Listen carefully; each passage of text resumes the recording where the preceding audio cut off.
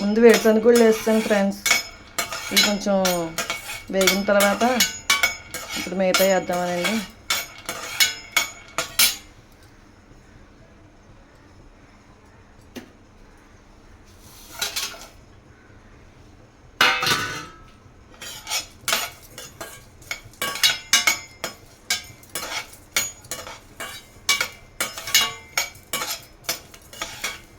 కొంచెం brown colour రావాలి friends.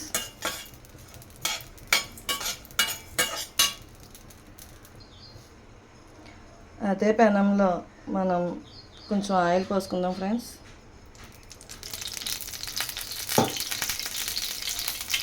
Oil ఇది గానుగు ఆడిచిన వేరుశనగుళ్ళు ఆయిల్ ఫ్రెండ్స్. ఇది ఫ్రీడమ్ కాదు.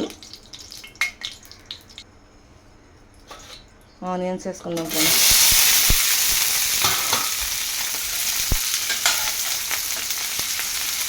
కొంచెం మగ్గాలి ఫ్రెండ్స్.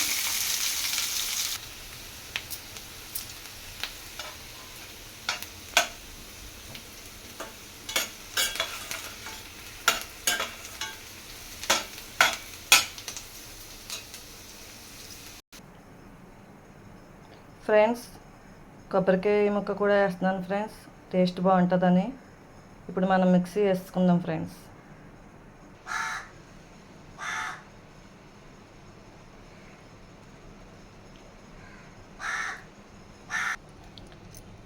దీంట్లోనే కారం, పసుపు, ఉప్పు దీన్ని మిక్సీ కొట్టేసుకుందాం ఫ్రెండ్స్. మళ్ళీ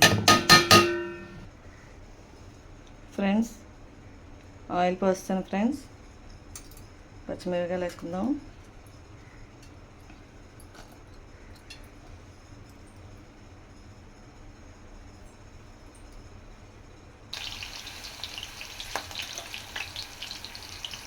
స్టఫ్ చేసుకున్న వంకాయలు వేసేద్దాం ఫ్రెండ్స్. మసాలా అది శుభ్రంగా పట్టించుతాను ఫ్రెండ్స్.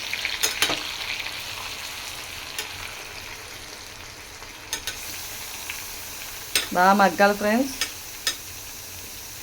మీడియంలో పెట్టుకొని మగ్గించుకుంటే టేస్ట్ అదిరిపోద్ది ఫ్రెండ్స్. ఈ మసాలా కూడా వేసేస్తున్నాను ఫ్రెండ్స్.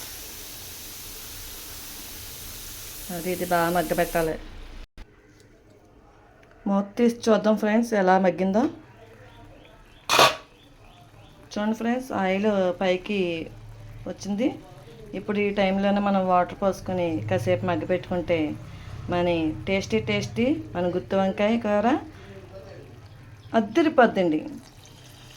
ఎక్కువ నీళ్ళు పోయకూడదండి, కొంచెమే పోసుకోవాలి. ఒకసారి మిక్స్ చేసుకొని మనం మూత పెట్టేసుకుందాం.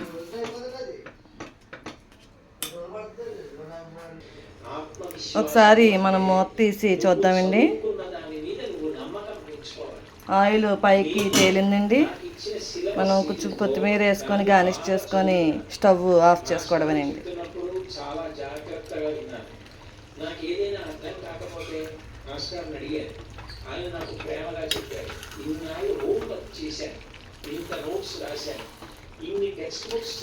అయిపోయిందండి మన టేస్టీ వంకాయ కూర అయిపోయిందండి. మా ఇంట్లో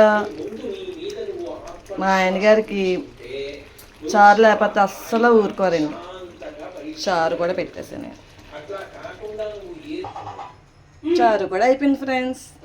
ఇప్పుడు మనం లంచ్ చేద్దామా?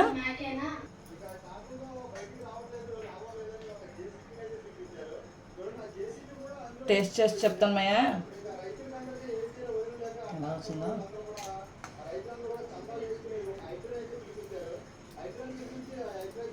కాయగూరల్లో అన్నిటిలో కల్లా రుచికరమైనది వంకాయ కదండి, అందుకనే గుత్తి వంకాయ చేశానండి. టేస్ట్ చేసి చెప్తాను.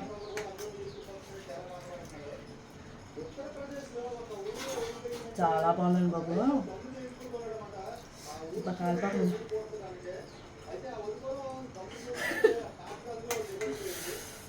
చాలా బాగుందండి. ఎలా చేసుకుని టేస్ట్ చేసి చెప్పండి ఎలా వచ్చిందో రెసిపీ. థ్యాంక్స్ అండి.